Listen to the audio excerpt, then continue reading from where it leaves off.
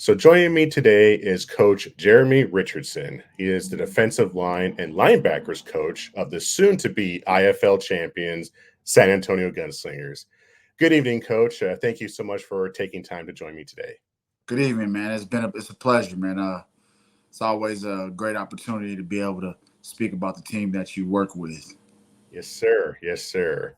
All right. So I wanted to do a get to know you series featuring the minds behind the scenes. The engine that powers this Lamborghini, Yes, shining a light on those who fans, may not necessarily know a whole lot about.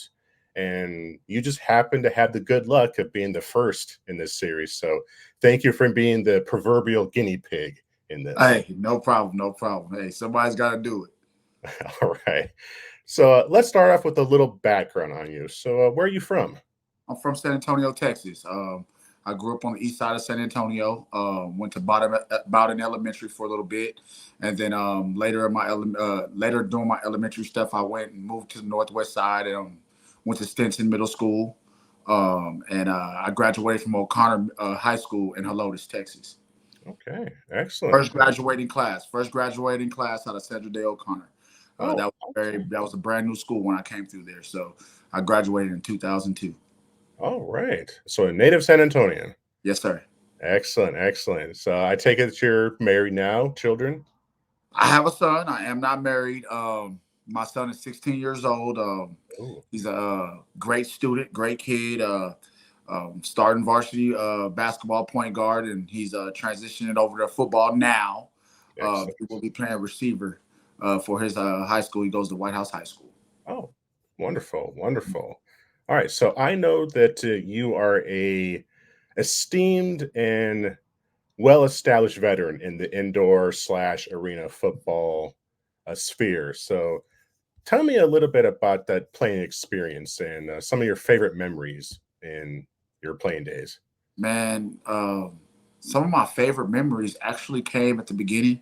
I had a great and awesome career. I'm truly blessed to be able to say that. But my career started in the indoor football league. My first 2 years of indoor football were with the IFL.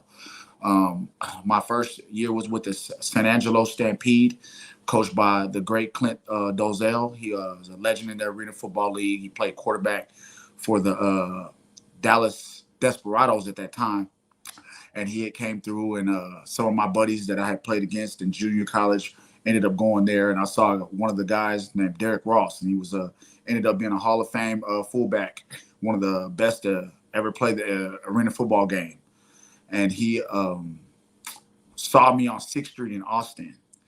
And he was like, "Yeah, man, I was going to school at Angelo State at that time." He was like, "Yeah, I'm about to be in San Angelo playing indoor football for the team." I was like, "Man, don't do that. Don't do that. We see those guys in the club all the time. Like, those aren't the guys." And he was like, "There's going to be a lot of changing going on. Clint Dozell's come in, and we're going to change it around. We're going to win some games. We're going to win a championship, and then we're going to go to the AFL." So he had Clint call me, and next thing you know, I'm at the field with those guys having a tryout just because Mr. Dozell had said that he didn't have confidence in me beating the old lineman that he had. So I felt like I had a point to prove and went out there and did what I said I was going to do. And next thing you know, I'm signing a contract to play indoor football. And we actually did have a great season. They had changed everything around. We went almost to the championship, and we lost to the soon-to-be champion Billings Outlaws. Okay. They were led by a great coach and a great veteran offensive team. And they ended up beating us up there in Billings, and they went along to win the championship. And then the next year, I was lucky to meet Chris Williams and Bryant Grove out in West Texas, and they were the Roughnecks. And we ended up having the number one defense in the history of the indoor football league. Still stands to this day. We had a lot of great players. Of course, we had great coaching. We had a great organization backing us, and we almost made it to the championship again. Lost to Tri-Cities up there in Tri-Cities, Washington. That's a very beautiful state. We traveled all the way up there with the number one defense, and we had a rough game. It was a great game, but it was rough, and we ended up losing to those guys. And that was the end of my IFL career because about 2 weeks after the season, I made all league that year. And a couple weeks after the season, Carl Bates from Utah Blaze called me in. A guy had been hurt, had tore his labrum in his shoulder, and they needed a defensive end to come try to show who he was.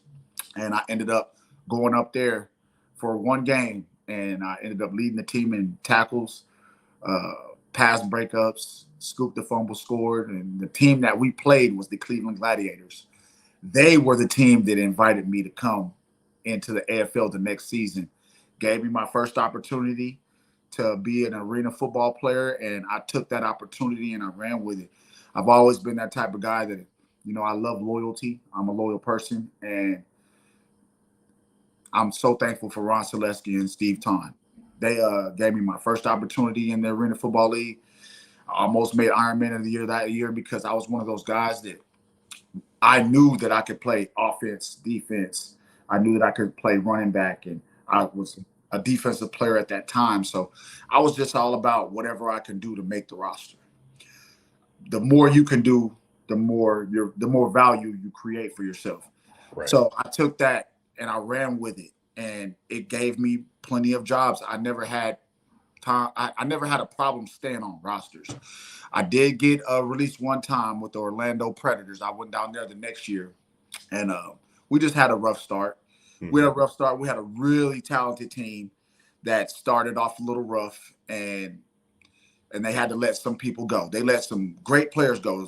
One of my buddies, I'm not even gonna say his name. That's not my place to say it. But they released a guy that went to another team after that, had a great season, ended up going and playing for the Baltimore Ravens. So they had a very talented team. But sometimes when you build a team, you have to build a team for what's best for that team. When you're trying to win championships, the best players aren't going to always be what's best for the team. You have to build team camaraderie and all type of other things to go into making a push for a championship. And at the end of the day, I wasn't part of that puzzle. But it also was great for me because I ended up in New Orleans, and they taught me more about the fullback craft. And I'm so thankful for that. It took me a long way because when I went later into my career, I ended up playing fullback for Clint Dozier in Philadelphia, and we won a championship. That was my first time making all league in the AFL. So, a lot of people say, I bounced around every year. I went to a different team every year in the AFL, whether it was going back to a team I played for before or a team that I hadn't played before yet. But it was always, like I said, it was the Arena Football League was an opportunistic league to be able to make money and make a name for yourself and have fun. If you're not playing the game and having fun, that's something that you should really consider stopping because that's the whole reason we do this. And I had so much fun going from city to city, state to state, and playing with so many different guys that I would later in life end up winning championships with. The only team that I can say I played for back to back to back was the Albany Empire. And in 2019, I played for Rob Keefe. He gave me my first opportunity to play linebacker. We made a great run at it, won a championship. And then the pandemic happened. Next thing you know, towards the end of the NAL season, I had retired at that point in time. And I got a call from some of my buddies that were in Albany still. And some that had just came to Albany. And I was fresh out of surgery. I had 5 weeks out of a knee scope. And, to hear some of the best guys that ever played the game, rest in peace to my brother, Mo Keith Ruffins.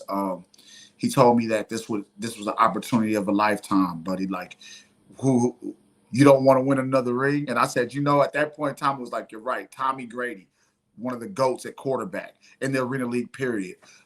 Darius Prince, we all know who that guy is, But when you have these guys telling you about the opportunity at hand, it took me right off the couch back to Albany.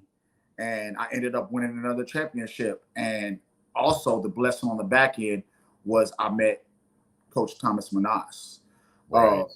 We won a championship. I went in there, one of those guys that just want to do your job. I just want to do my job, do my 1/8, and make sure that I don't fumble this championship for this team. Because coming in at the end of the season when they've already started great, they're hot down the stretch, but now they lose a player and they need a great player to replace that player, which was a Hall of Fame player that I was replacing. So it was a lot of pressure.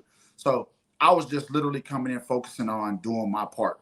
And I think that I did that. We won a championship. And after that, Coach Manas gave me my first coaching opportunity. He said, Jeramie, you don't want to play football no more? I said, no, sir. I really didn't want to play when I came, but to have an opportunity to play for the organization that I won a championship before with, and some of the guys that I hadn't won a championship with just yet, aka Darius Prince. Like I say, this is the opportunity of a lifetime. So that was what brought me here. And, you know, to be able to be coached by a guy with the resume of Coach Manas, that is the best way to come into coaching as far as I'm concerned. So it was one of those opportunities that was not going to be easy for me to turn down. So when I came back from that season, I talked to my mother, I talked to my son, talked to my family. We talked about it, and it was like, this is a no-brainer. So I ended up going back, coaching for them again, and winning another championship. So Albany is the only place that I actually went back to multiple times. That was the first time in my career. I was in Albany for 3 years back to back, 2 times as a player, 1 time as a fullback, 1 time as a linebacker, and the last time as a coach. So, but I'm so thankful for my career. Like I said, my career has paved the way for myself and others. Mm-hmm. And I can literally say I'm truly blessed. I'm truly blessed because after Albany, of course, I came to San Antonio last year. They had a rough year coming into the first year, but I believe that it was an unfair year for them. Like I told Coach Shaw, who's also a great coach and a good friend of mine, yes, I told him, like, you are in a tough situation because y'all came into this league, free agency already started. So a lot of teams have already built their rosters with some of the best players in the game. And here you are, you got to pick up some of those pieces and find you some good pieces and find you some diamonds in the rough, which they did. He found a lot of diamonds in the rough. He did great his first year. Found guys like Khalid Rashad. Oh, yes. And next thing you know, these guys are superstars in the league. He got Coach of the Year. Once John Wayne them got involved into the ownership, mm-hmm. Immediately I was on the Albany side of things that game.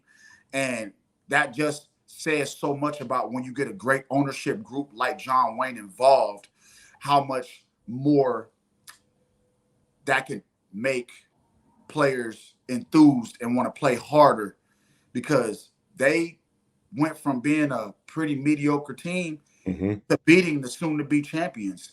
And we came down there, and that was a totally different team from what we saw on film. They played us hard. They hit us in the mouth, and like I say, there was nothing that we could take from them when they beat us down there in San Antonio. They actually woke us up, and that was what was good for us going down the stretch.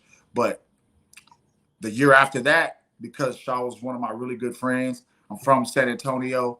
I know who John Wayne is. I didn't know who Don Rackler was personally at that point in time, but I just knew what type of success he had created for himself in the city of San Antonio.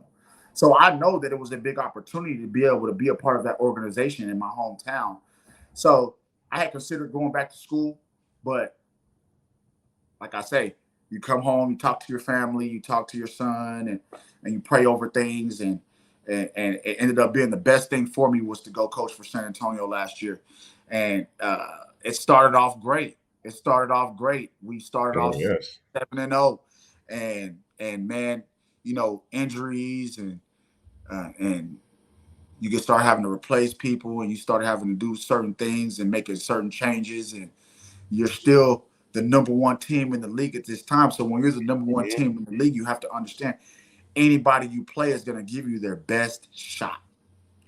And when I mean down that back stretch, we were getting everybody's best shot. I mean, West Texas came down to San Antonio and gave us the fight of our life. And they really almost had that game won. Had it been for a guy dropping the ball on his back shoulder, I was holding my head like, oh no. But what they would say is the football guys, which I don't believe in. I believe that football players play, coaches coach, owners own, GMs GM, and if everybody does their job and does it with love and camaraderie, you get the job done. Yes, and sir. That day we got the job done. We made it out of there.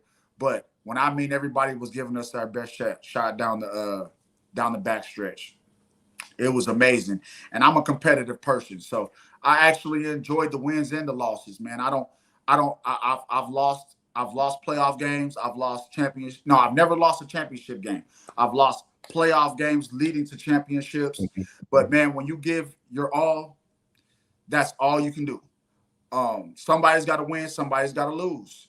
And when Yes, you sir. lose, you look at yourself in the mirror and you fix what you can. And the next opportunity, you make sure you don't make those same mistakes. And that's the only thing that I can take from taking those losses and taking that loss in Carolina is what could I do better as a coach for my guys? Yes, What sir. can I do as a coach? What can I do better as a coach for the organization, for John Wayne? And things happened after the season, and and people went their way, and I had to find my way.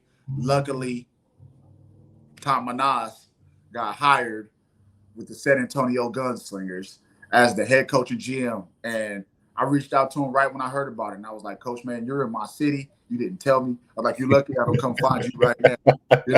And he was like, ha, ha, ha, Jay Rich, man, I'm going to come. I'm going to see you, man. It's been crazy. It's been a whirlwind. I was like, Coach, man, congratulations.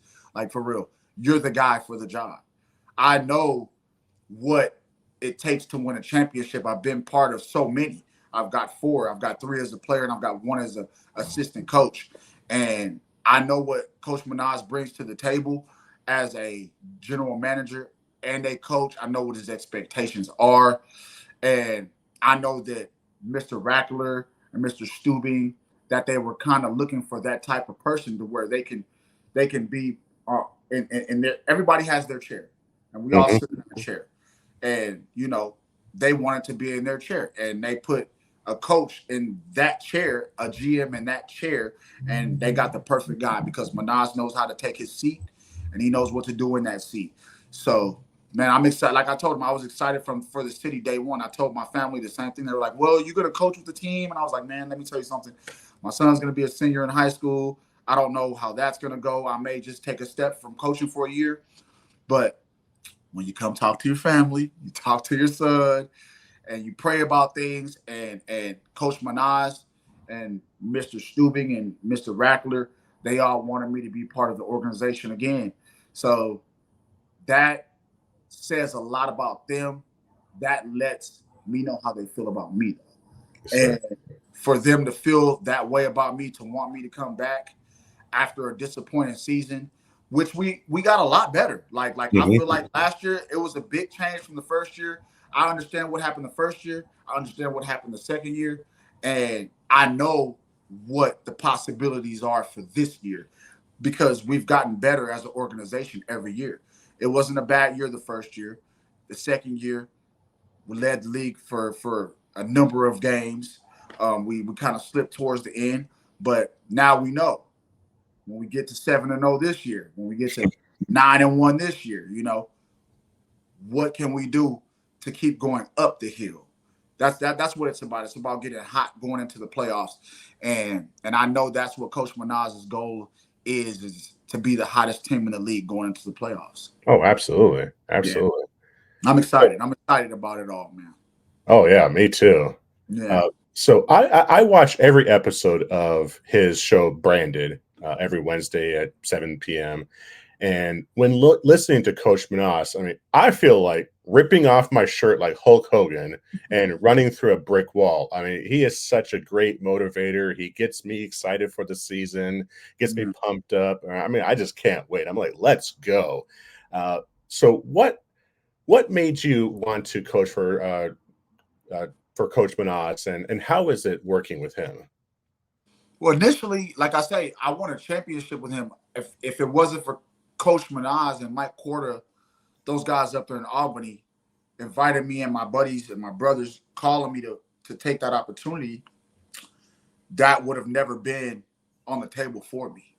So for them making that call to me when they could have called so many other people, there's so many great fullbacks in this game that were still available. Michael Benson, me, the Tommy Taggers. There was a lot of guys that were probably available to make that call, and they made the call to me. And I told them, like, bro, I told my guys I just had a knee surgery like 5 weeks ago. And they were like, trust me, you can get the job done. Mokeith Ruffin's one of my brothers. You can get the job done, Jeramie. I've had the same surgery. You're 5 out of 6 weeks out. Get up here. Come win this ring. Who doesn't want another one? And at that point in time, it was like I had won a ring before, so I know the feeling. I know the feeling for getting things accomplished for your brothers when they trust in you to get the job done. That's one of the best things about winning rings is coming through for your coaches and your brothers and the owners and the general managers, for them to be able to look at you and be like, thank you, for coming in and giving your hard body of work. So that was big for me. I'm glad that I was able to help them deliver that and help the whole organization accomplish that. And when Manaz asked me to be a coach, I didn't know at that point in time what it was going to take to be a decent coach. Mm-hmm. To be a great coach, it takes time. It takes work. It takes a lot of hard work and putting in work. But I knew that if this man believed in me with his resume, that says something about me. So let me see if I can get this job done. It was more like a challenge for me. Yes, sir. So when I came back to Albany that next year, didn't know we were going to have 5:30 o'clock mornings, a.m.s, 5:30 a.m. breakfast with the coaches. What Coach Manaz calls breaking bread. That's spending time together. Coach Manaz is a warrior. So getting up early in the morning, getting your day together, making your bed, getting your coffees and getting your breakfast and all that, that's part of starting the greatness. And that's what he stands for. And when you get into the coaching office, you can expect to do some work.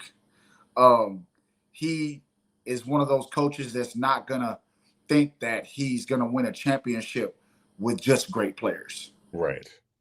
He wants great coaches, and he wants great coaches that work hard. So that's how he molded me. He molded me into a hardworking coach, a coach that's willing to put in the hours, put in the early mornings, put in the late nights, and literally get with these players mentally and let them know what I expect of them, what we expect of them. That way, we're all on the same page, and let the players know that we're in here doing the work, that we work hard. Y'all are going to work hard. We're all going to work hard. And collectively, we're going to win games. When you have an ownership group behind you, we had a great ownership group in Albany. All the game championship organizations in Philadelphia, we had Ron Jaworski backing us up behind a great Hall of Fame coach. We had a lot of Hall of Fame players. Same thing in Albany. Mike Porter and his group. And then in 2019, we had Rob Keefe. Like I've been blessed to be with some great coaches and great organizations. But like I say, Coach Manaz is definitely the one that I have been trained by. So now I know inside the lines how much work it takes to provide these game plans and these practice scripts just to make one day go perfect. Is everything going to be perfect? Probably not. But to plan for perfection is always a great way to start. And that's the way he thinks. That's the way that I've learned. I'm appreciative of that. I think that when I came to San Antonio last year, I brought some of that with me. Mm-hmm. Coach Manaz always told me you're going to have your twists and turns when you become your own coach. And when I got into my lane, I learned what he was saying, but I did bring some of his stuff with me. And I know that this year is going to be a special year. We're going to work hard. We're going to work hard. Day one, we report March 4th as the coaches. And as soon as our boots get on the ground, we're going to get to go see the facilities, lay our eyes on that, and start game planning for these players to get here. It's all business. It's all business. Is he about having fun? Probably a little bit. We'll wind down a little bit, but we're going to put in a lot of work just to be able to earn the wind down and the good times and the breaking bread with each other, because he's all about it all. But like I say, it comes with work, and if you want to be great, why not? Put that work in. Why not? Why not? Can't nobody take anything from you when you know how much work you put in. Exactly. Players are going to play. Those are the guys that are going to shine for our organization on game days. Nobody knows what goes on behind the lines, because at the end of the day, we put that together for those guys to go out there and do what they do best. So on game day, when the guys go out there and do what they do best, that's all we ever hope for. is these guys go out there and lay on the line for their last names, for their families, for the organization, for Coach Minaj, for Don Rackler. But at the end of the day, they're the ones who are going to make the statement for us. They're the ones wearing the shoulder pads, the helmets, and the jerseys. But how did we train them to go out there? How freely did we get them to where they can go out there and be themselves? And that's all we want to do is put them in position to go do what they do best. Yes, and that's why he goes and gets some of the best players around, because there's nothing better than a controllable dog.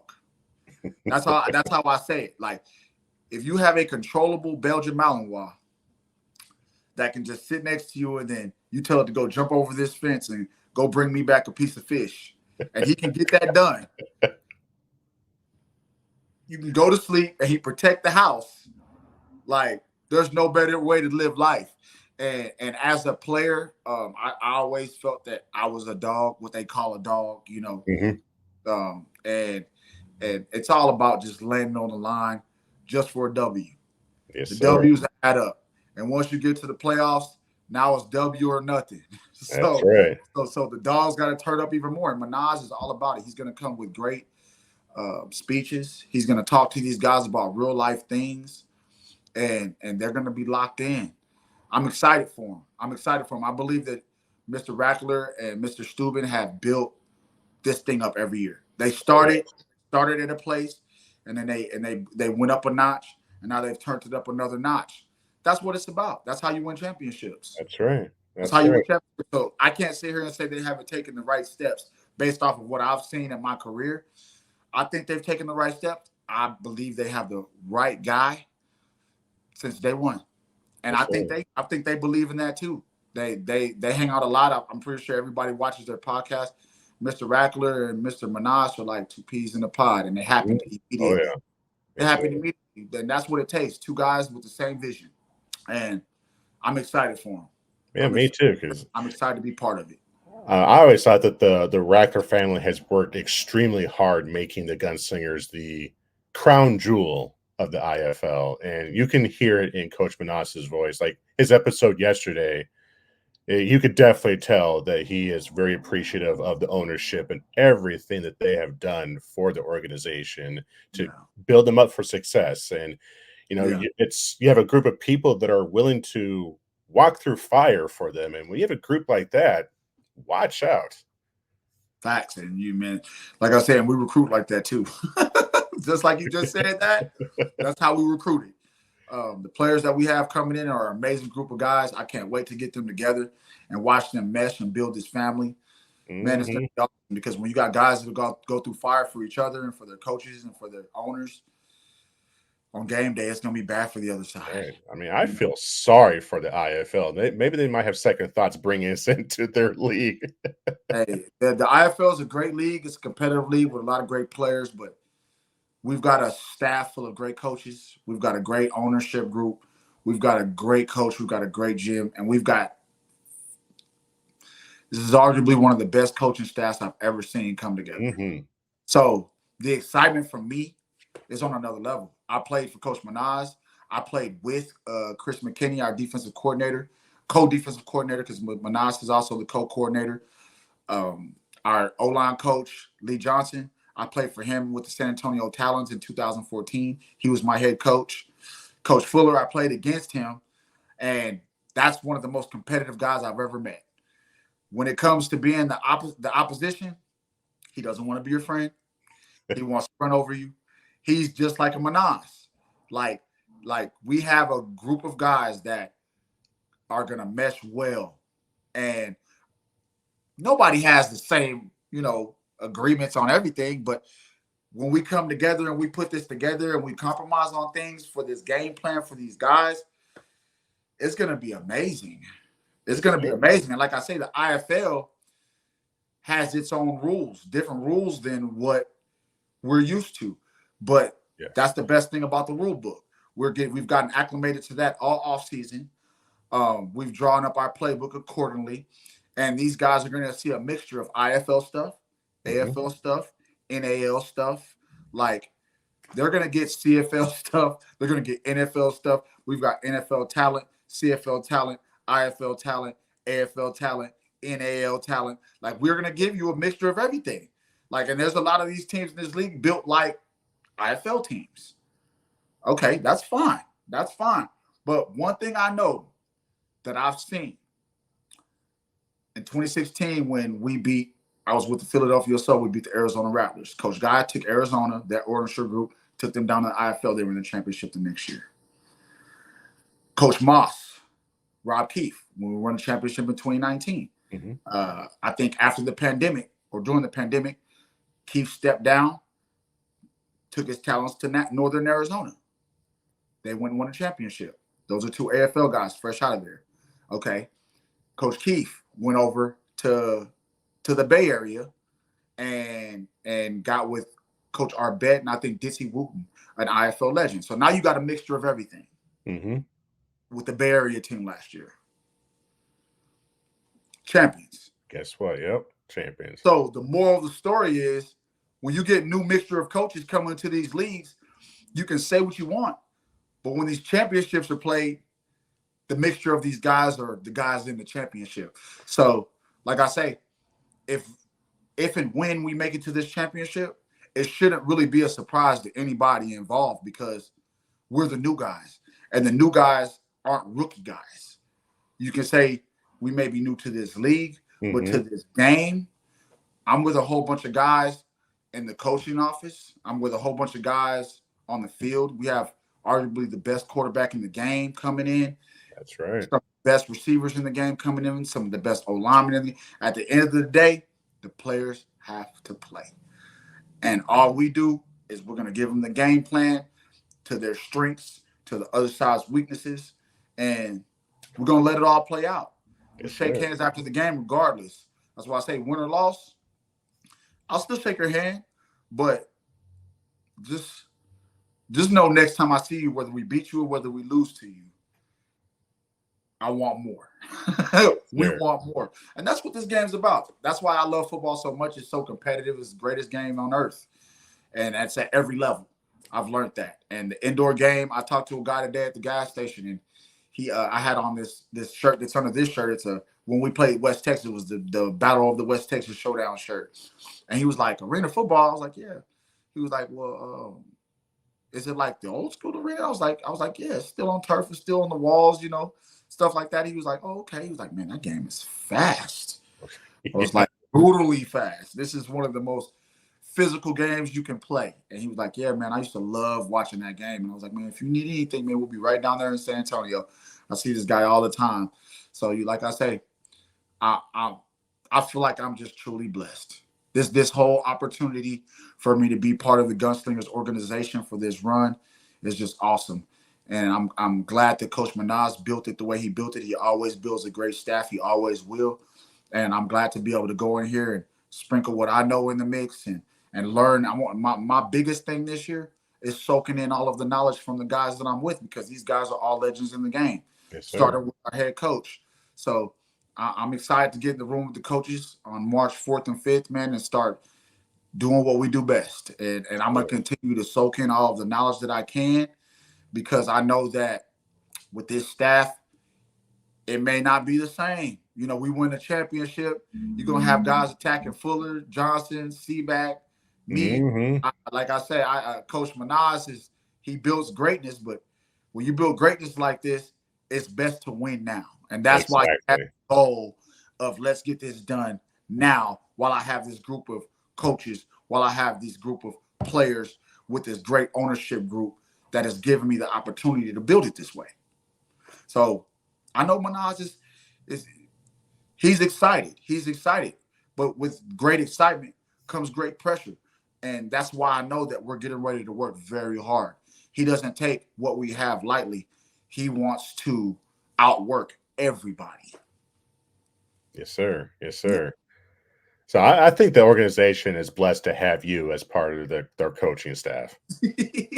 Absolutely. I'm excited to be that blessing, All right. As a defensive guy, so let's say there's a new fan that has zero experience with indoor football, and he decides to see an IFL game, and that game ends in a 68-54 score. And this fan being used to traditional outdoor football, the NFL, college, UFL now, their first impression is there's no defense, none defense at all. What would you say to that fan? I would tell that fan there's defense in every game. There's offense in every game. When you have a fast-paced game like this, with guys coming in high motion and DBs having to play these guys running at them full speed. In the IFL, you have multiple guys coming in high motion, so you can be beat at any time. These guys can be scored on any down, and then the next thing you know, the other team has that same opportunity. It's only a 50-yard field, so we're not talking about 100 yards of field. You go 50 yards, you score. So Right. that's half. That right there slices half the time down that these other grass 100-yard plus fields have to play on. So you're going to get a high-scoring game regardless. Now, the better teams play a little bit of defense. So at the end of the day, it's about wins and losses. It's about wins and losses now. So did your team win?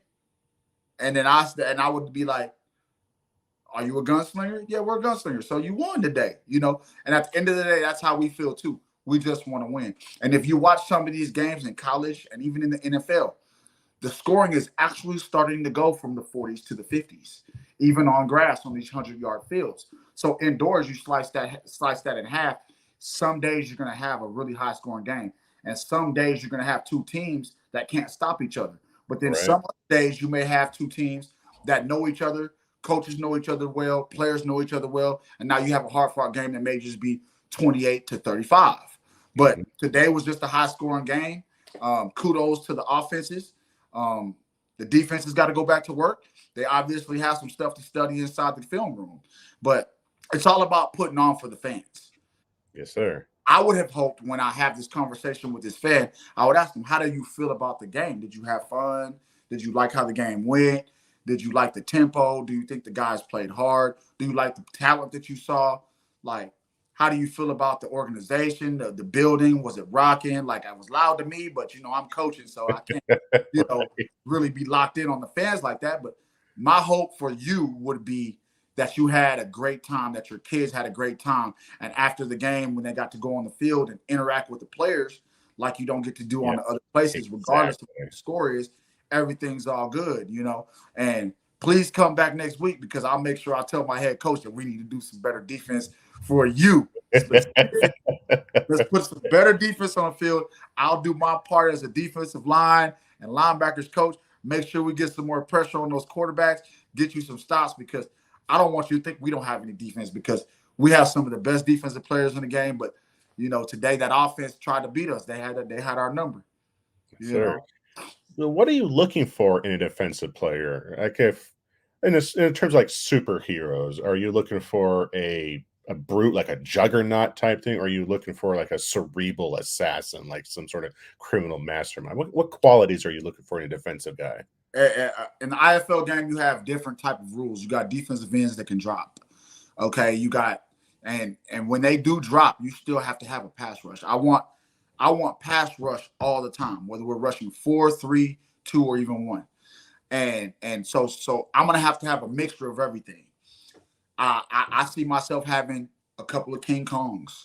I see myself having a Superman. I see myself having a Black Panther. You know, I see guys that like I need guys that can be a jack of all trades, but I will put them in successful places for them. I want to put my guys in the places, like I said, to where they can just do what they do best. And if that's being King Kong on that play, if that's being Superman on that play, we had a kid at the tryout that we signed out of UTSA. This kid's about 6'4", 6'5", maybe 6'6", runs a 4.5 40, jumps out the gym. That's my Superman, you know? And if he comes into camp and does his job, that'll be my Superman. That guy that's dropping back, jumping in the quarterback's face. And then I got other guys. We got Zach Brown. I'm gonna consider him my Black Panther, because he's a jack of all trades. Oh yeah. He's been an Iron Man in the NAL, been great at it. One of the best ones to ever play the game. He's a two-sided player, but he's also a dominant defensive player. So I expect him to be the guy that can rush and get after the quarterback, run over running backs, chase the running backs down, get in the passing lanes, maybe get a couple of interceptions. We got this kid named Jeramie Richardson, who's an aggressive pass rusher. I don't want him to have to drop back too much. I want him to be King Kong and just beat on his chest and go run over people and run over the O-lineman and bring the pain. We've got a lot of talented guys that are different. And as a coach, it's my job to put them where we need them to be, where Coach Minaj wants me to put them. That way, as a team, we can bring that pain, because I don't want my DBs, Coach C-Max, Coach McKinney's DBs back there having to guard these guys for 5 and 6 seconds. I want them to be able to be aggressive. I want them to be able to know that if I'm out here for longer than 3 seconds, the quarterback's getting hit. You know, if the running back gets the ball, I want him to understand you've got 7 animals coming after you. Like 7. I want him to feel like it's 11 of them out there. You know, like tread lightly when you're on our fields. And I don't care if it's at your house. I don't care if it's at our house. Like last year, we won most of our games away. Yeah, yes. I was upset. That's what, if I had something that I have to change and bring back this year and make different for us, I would want to win all of our games, of course. Sometimes that doesn't happen. But fellas, let's win in front of our home crowd. Got to win at home, yes. Win in front of our home crowd, where they're selling our jerseys, where they're pushing your names, where your families are coming to visit, where you want to have a good game and have a good time after the game.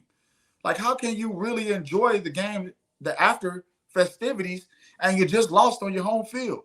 Right. You know, and like I say, I always look myself in the mirror. In the mirror, what could I have done better? You know, I always go back and I watch the film and I watch what I could have did, and I watch the players, and I look at where I got out coached, where I didn't get out coached, where this happened or that happened. It's all about being better.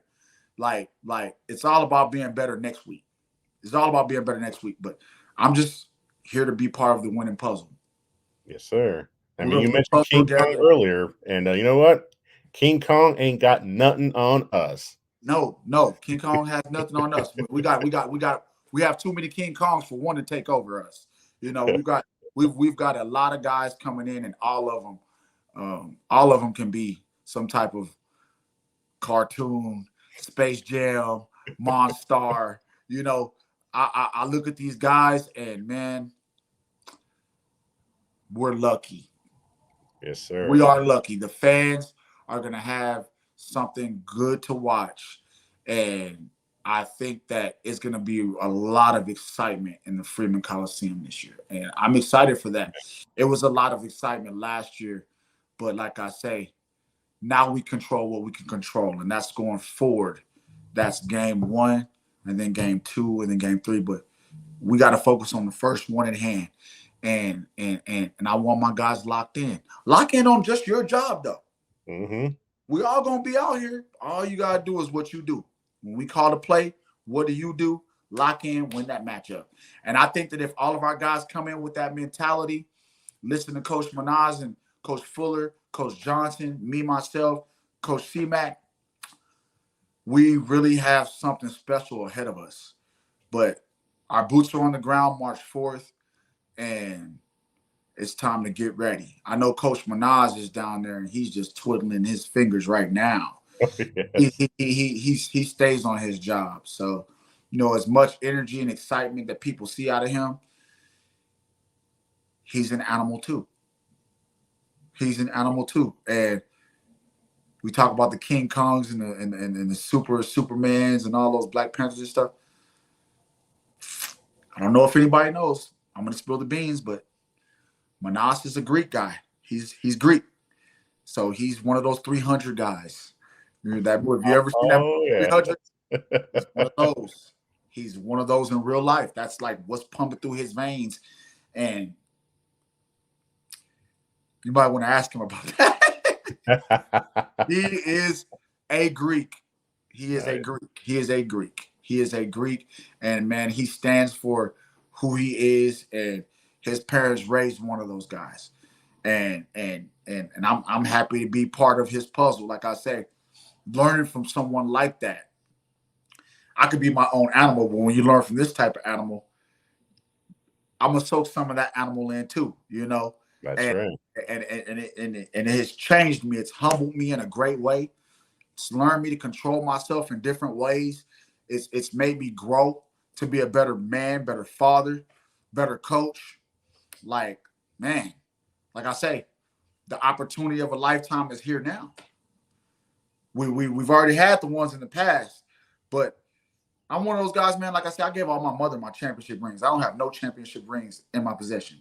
Those are all at my mom's. Those are with my mom. I believe she wears them whenever I'm not around. I don't know about it, but That's awesome. I always look forward to that next one, and this one right here is the most important one. Well, I don't think you have to wait very long for that next I don't, championship I ring. don't, No, sir. I'm willing to do whatever it takes, and that's what we need. We need a whole bunch of guys willing to do whatever it takes to get it. And if we have those guys in that room together that want to do the same thing, we'll get it. We'll get it. There's no denying on game day if you have a whole bunch of guys in the same room with the same goal, the other side can't stop them. There's nothing that the other side can do. There's That's nothing right. they can do because there's always one guy in that room that's not thinking like that. When we got all of ours over here thinking like that. And I'm going to say it right here on this podcast. And I hope everybody hears it because at the end of the day, you still have to build your roster accordingly. And when our guys come out and hit that circle for warm-ups and you see what you see, you're going to see it. Like, and that's when you're going to know it. Like, and like I say, we're the ones who put in the work to put this roster together. Mm-hmm. We're the ones who are going to put in the work in camp to get this roster ready. And those guys have been putting in that work all off season for this moment. These guys have been sweating, waking up, going to sleep late or going to sleep early, eating the protein, lifting the weights, doing the running and watching the film and all of that stuff, man.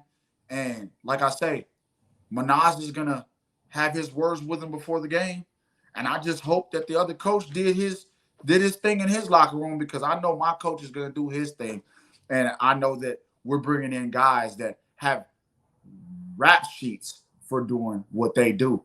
You know, like I say, this is just another opportunity to show greatness. And I'm so excited for the whole organization. My part is very important to me for this organization, for my family, for my name, you know. Like, I'm so thankful to Jehovah God for everything that he's done for me and put me in this position to be great for the city of San Antonio. And that's how I want the guys to think. It's not even about me being from San Antonio. No, I want you guys to have a ring with me and with us. And so we can, that's the whole reason I came. That's right. For this collective group to share this moment together and do something that nobody will ever be able to take from us in life. Amen. Amen. Amen. All right, Coach. Well, let's I think that's enough of the boring football stuff. Let's really get into the important questions here. Okay. So Okay. we're going to get into you. So like what's your favorite kind of music? Your favorite genre of music? My favorite genre, man, I love hip hop. I love hip hop. I've been into some R&B stuff here lately, and I've even reverted back to that old school stuff that my uncle and them, the Al Greens. I've been listening to some Al Green here lately, but I like hip hop and R&B. If I had what Usher did at the Super Bowl was pretty impressive. He just got him a lot of fans back that probably forgot about him. Right.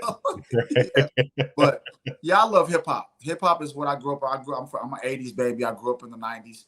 So I grew up on hip hop. So I definitely, I'll put hip hop number one. Okay, excellent. Favorite movie? My favorite movie. I thought about this, but I'm gonna go. I'm a football guy. I'm a basketball guy. So there's a tug of war because I'm a 90s. I came up in the 90s and I'm an 80s baby. It's a tug of war between the program, which is a football movie with Jamie Foxx and Lawrence Taylor. There's a lot of arena guys in that movie that I come to find out. That's one of my favorite movies coming up. Okay. And what was his name? I forgot my coach's name. This is so bad. I forgot his name right now. He was my coach with the New Orleans Voodoo, but he was the quarterback in that movie. One of the quarterbacks in that movie, and like there was a lot of arena football players in that movie, but the program. No, I'm thinking about the program. The program isn't with Jamie Foxx. That's not with Jamie Foxx. That's Any Given Sunday. Okay, so I got Any Given Sunday. That's with the arena players and with Jamie Okay. Foxx. The program is a whole different football movie, but that was one of my first loves. The program is a football movie about a college and players that are trying to go to the NFL. And there's a lot of things going on in their parties and Heisman Trophy candidates and steroids and girls and injuries. And it was a whole lot for a kid my age. Sounds like it. But man, it had me going crazy at the house. Like what it did to me is why I consider it one of my favorite movies. But I was a basketball player too. So the movie Blue Chips was also one of my favorite movies. That was a basketball movie with Shaq in it. Penny Hardaway was in it. Larry Bird was in it. There was a lot of Hall of Famers that ended up in that movie. And that was a movie that were before they, of course, it was before they were Hall of Famers, but I have to go with two because it was one basketball movie and one football movie. And I'm gonna go with those two. Okay. If I was gonna watch something for game day, it would either be The Program or 300. Nice. And I understand Manas a lot. Like, I understood him before I ever met him. But yeah, those. I'm gonna rank them. I'll rank them. Okay. All right. I'll So like rank when 'em. you come home from a long day and you need a brain break, what show would you go to? TV show. When I come home from a long day Yeah, you just need a and I brain break. need a brain break.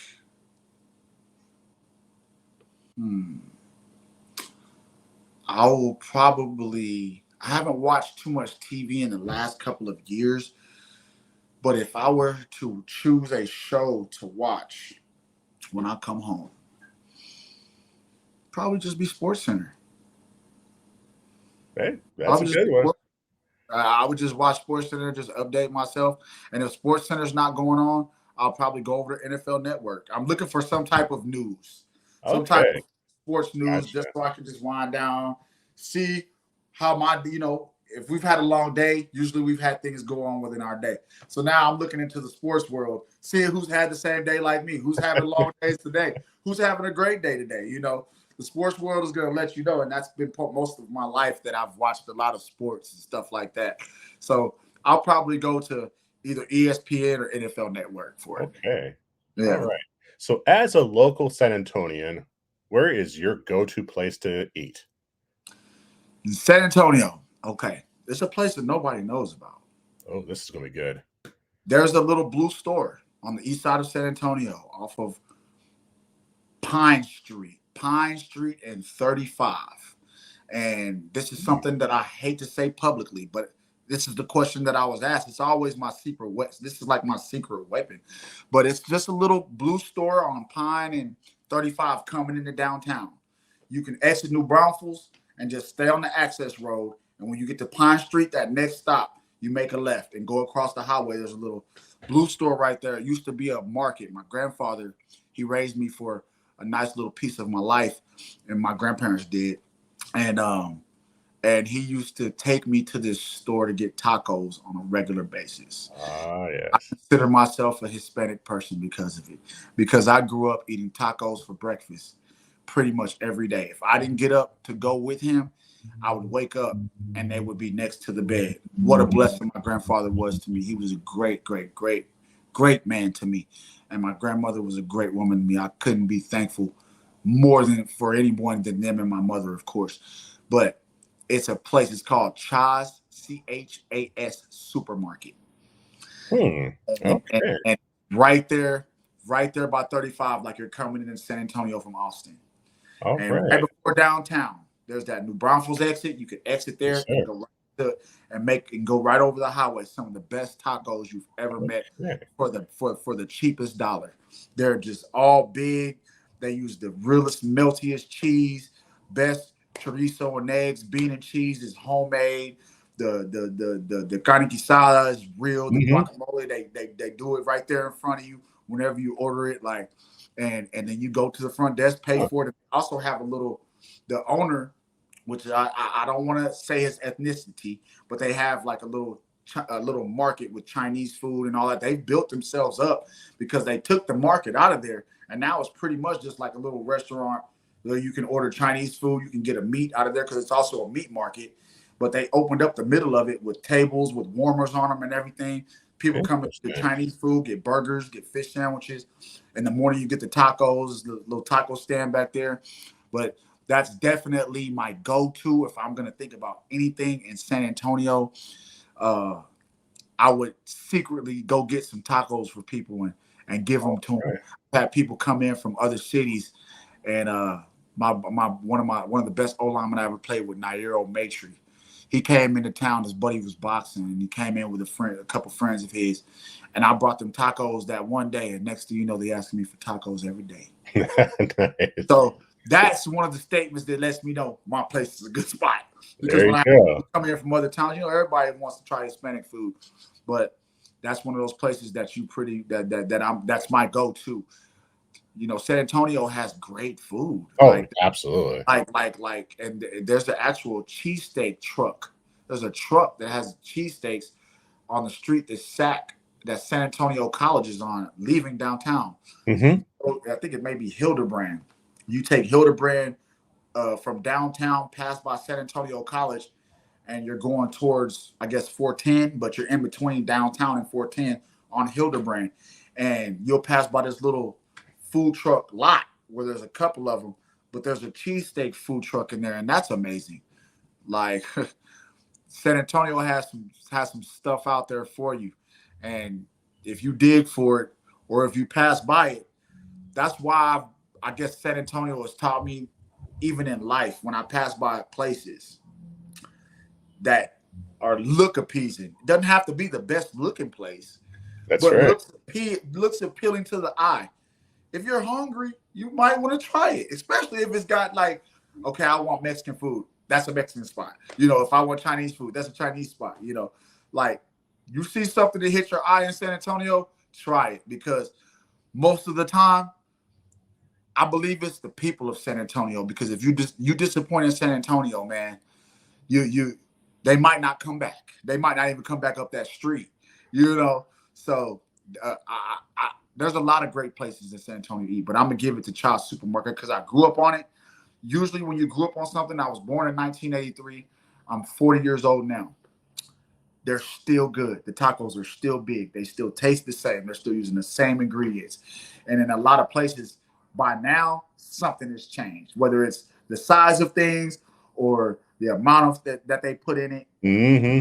Something's changed, but that Right. place never changed at all. The owner's still there, and he's a great guy. He talks to the people, he'll sit down with the people. Usually you don't have an owner that does that type of stuff. He's in the building all the time, and he's got a lot of regulars that come in there. So when you go in there and you order it, even though it's right there on the edge of downtown, Hmm.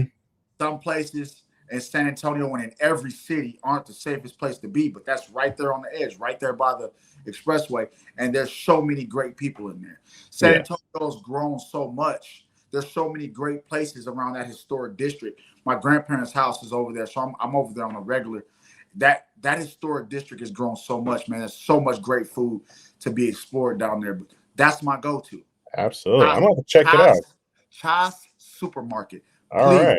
you go try it first. I will definitely, because Let us. actually, my wife and I, we don't live too far because we live pretty close by Pine and the Access Freeway That's what's goes up. downtown. So yeah, Hey, we're the pretty blue familiar with building, that area. right there on the access road. You can't miss it. There's a big parking lot on each side. There's a big parking lot on this side. There's a parking lot even on the access road side. And then there's a little parking lot, just the spots in front of the store. Child's Supermarket, and I believe you can look it up on maps. But go in there between I think they're open with the tacos from like 6:30 to like they stop serving at like 10:30. Okay. And that's how you know they gotta be good. When you got a place that don't serve tacos all day long, Right. they That's might be right. pretty tasty, you know. That's right. Yeah, please That's try them right. and let me know, man. Let me know how they go, man. Please let me know. Yes, sir. All right, boss. All right. So, for like vacation, what would you prefer, the beach or the mountains? I used to say the beach, but over the winter break, I had to run up to Colorado Springs to my cousin's house. And I had been there one time before. I had flew in for one night and I had to fly out the next morning to Philadelphia. So I didn't really get to see much. But I had to take some things up to my cousin's home, and I promised her I'd make it up there before December was over with. And I took a drive from East Texas, where I live, and I went up through New Mexico, went up through Colorado, came into Colorado Springs, and man, that's one of the most beautiful drives I've ever made. I mean, to see a mountain from a picture Mm-hmm. and then having to see it in person, and you're like right there, you know, you're in the city where it's at, and like I say, Pikes Peak is there. So Oh, it's yes. a Yeah. nice sized mountain. It's one of the bigger mountains in the Rockies. Not the biggest, but with it not being the biggest, and you knowing this, and you seeing it in person, I wouldn't want to live there. But to go visit there is always going to be on my bucket Yes. list. Yes. I'm It's not a very really breathtaking. traveler. I'm not much of a traveler. I love the state of Texas. I love my home. I love being close to my son. I love going to San Antonio when I have to, even though a lot of times it's for work and family things. But I love where I'm from, and I do love the beach. But there's no sight like a mountain. Yes, There's sir. no there's no sight like a mountain and a city that lives on it. That's just amazing, an amazing sight. And when you're there, when I was at my cousin's house, it was kind of crazy because they just kept pushing me like, get in the jacuzzi. You know, it was kind of cold out. I was like, get in the jacuzzi. Like, I was like, all right, I'm gonna get in there. And that night, I got in the jacuzzi, and I was just in there chilling. My cousin brought me some fruit. You know, they was just being real hospitable to me. The hospitality was awesome. Brought me some fruit. I'm in there chilling. They were over there, had a little fire going right behind their back door. And man, I felt the temperature starting to drop while I'm Ooh, in the jacuzzi. My and it's just amazing. To be able to experience the cold in the jacuzzi and then wake up the next morning, go have breakfast. You're driving down the road and it looks like you're going straight towards a big wall. You see the white at the tip of the mountain. Like it was just so beautiful. Coming from Texas, you see a lot of. If I was gonna go on vacation to see a beach, I would have to go like far. You know, right. like Galveston has beaches, Corpus Christi has beaches, Florida has beaches, California has beaches, East Coast, West Coast, but there's no beach like out there beaches, other countries' beaches. So, you know, and it boils down to how much money you're wanting to invest into this. Right. Because the exotic places can bring you beautiful sights as well with the water. But how important is it for you to see that water? And I think it's just more cheaper and more smarter and cooler just to go right up there to the Rockies to my cousin's nice house where There you you know, go. everything is cool, refrigerators full, bars full. They got the BMW electric car. You know, he got the Jeep Rubicon out there. You know, so I told him, like I told him before. I said, man, I'm coming back. Like I'm gonna come back. You know, I went up there for a couple of days and chilled, and it was beautiful, like I said. But my son loves the snow, so I'm gonna take him up there. I'm gonna take him up there, and we're gonna do some snow skiing. And he loves the snow and being on. He did it with his mother and her husband, and I want to experience that with him. You know, that's That one sounds thing that I awesome. never did. I've been to the Cayman Islands. I've been to Jamaica, so I've seen some beautiful beaches. But I'm not really into getting into the water. Like I did it. I did the snorkeling and stuff. But I'm like, we're in here with these guys, you know, like as beautiful as the site is, the coral reefs and all that, I've seen it. And I'm like, my life's more important than seeing these reefs, you know? So most people enjoy the moment, you know, and it boils down to who you are and how you feel about the sights. But man, when you catch that water going out your throat, you're like, your love. That's a feeling. I'm like, man, you know what? Mountains. Nice. I would love to see a lot of mountain sites. Like when I saw Pikes Peak, that just turned me on to something that I hadn't seen yet. So if I did take vacations, I would want to go to places where there are a lot of beautiful mountains and stuff like that. Mm-hmm. Good weather, you know. I don't want to be in the negative 20s and 40s, you know, nothing like that. But I can deal with the 30s, you know, the 20s, the 30s, you know. I could deal with that stuff, but I don't want to be in the crazy weather. I'll go more or less when it starts to warm up. But there's no sight like seeing a beautiful mountain For on sure. a city, man. No, Absolutely. gotta see it. All right. All right, Coach. Well, I think we are at the end of our time together. Are there any groups or organizations or charities that you would like to promote before we sign off? Man, I've just been studying Jehovah God a lot more here lately. My grandparents were Jehovah's Witnesses, and I grew up in that type of household. I appreciate what they taught me, and I'm just trying to stay close to my faith, man. Like I say, man, this is a crazy world we live in, and like I say, I have to be thankful for solid organizations like this to give me an opportunity to do something great and positive. I give my respects and my shouts out to the east side of San Antonio and the kids over there. The kids all over San Antonio, but like I say, I would like to get those kids on the east side a lot more opportunity to do productive things with their life because I've growing up over there and seeing some of the things I've seen over there when I was younger. I've seen some of the best athletes that I ever saw in life right there on the east side of San Antonio, and they're unheard of. So you know, my son's gonna graduate from high school in a couple of years, so my goal always was to come back and start my own football league down there. You know, that way something that I would have to fund and get sponsors for to give these kids something. And they've been doing that down there. Honestly, the Outlaws, that Friday Night Tights thing they had going, that Hmm. was the beginning of something great. Let me not take from those guys.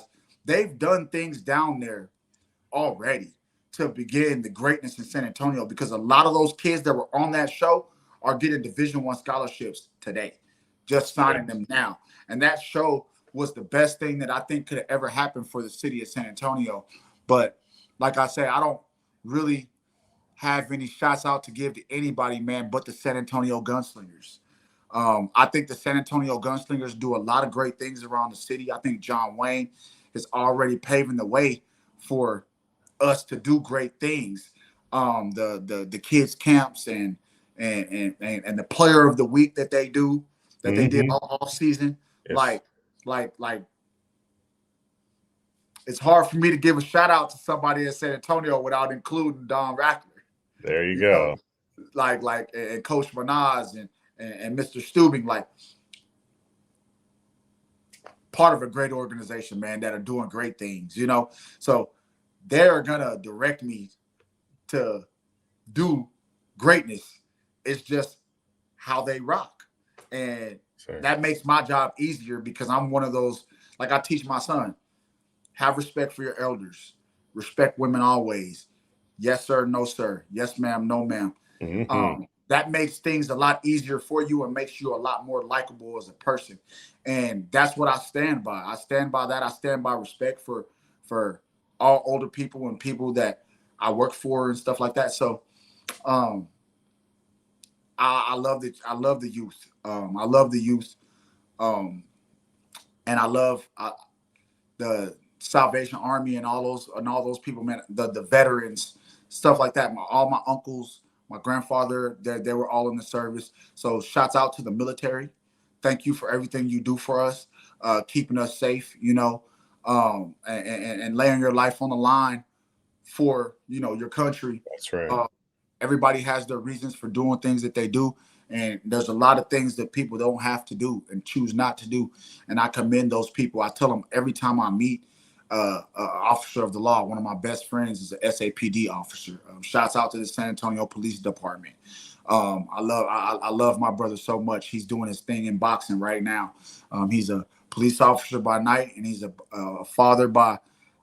And he's a father and a police officer, but he works as a police officer at night, and he boxes in his free time. He's undefeated right now. So Wow. shouts out to my brother Austin Benson, and congratulations on all your success. Shouts out to my entire family. I love y'all so much. The Richardson family is couldn't have landed in a better family in my life. The example of tough love and success is going all through my veins. And like I say, shouts out to the military. Shouts out to JW.org. Shouts out to the San Antonio Gunslingers, John Wayne. What a successful place to work at, work for. Man, I'm in love with my life, man. And I couldn't be more grateful for the opportunity to win a championship this year. Yes, sir. Thank you. Thank you so much for joining me tonight, Coach. I greatly appreciate it. And good luck in the upcoming season. I can't wait to see you guys in action. And I really appreciate you taking the time out. And I am very honored for you to join me tonight. Hey, man, thank you so much for having me. You made this so easy for me. I Oh, love thank the you. background you have going on, man. I see you with the U.S. Navy, man. Shouts out to you too. Shouts out to Thank the you, sir. Gunslingers. I see you got the football, man. The Brahmas as well. Yeah. Shouts out to the San Antonio Brahmas. They holding it down for the San Antonio City, man. 2-0. We're to the top, man. Guns up, man, for life. Guns up, Coach. Guns up. Yes, sir. Have a Thank you. great night, Coach. You too, boss. I Thank hope I you. did good. All right. Bye-bye. Bye. All right. And that was Jeramie Richardson, our defensive coordinator and linebackers coach for your future IFL champions, the San Antonio Gunslingers.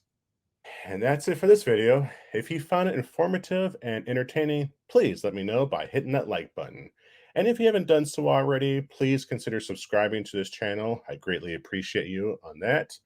And as always, please consider checking out alternativefootballnetwork.com. That is the website for your one-stop shop for everything alternative football, spring football, everything there. We have all kinds of wonderful contributors there and partners there. We have Horns Forward, Analyze and Educate. We have Canadian football, any type of football that you're thinking of, we have it. We got UFL, IFL, NAL, AFL, CFL, whatever you want, we got it. So please check it out, alternativefootballnetwork.com. Well, I think that's it for this, Brahma. It's time for me to be put out to pasture, at least until the next episode. Until then, San Antonio, we're going to keep our guns up.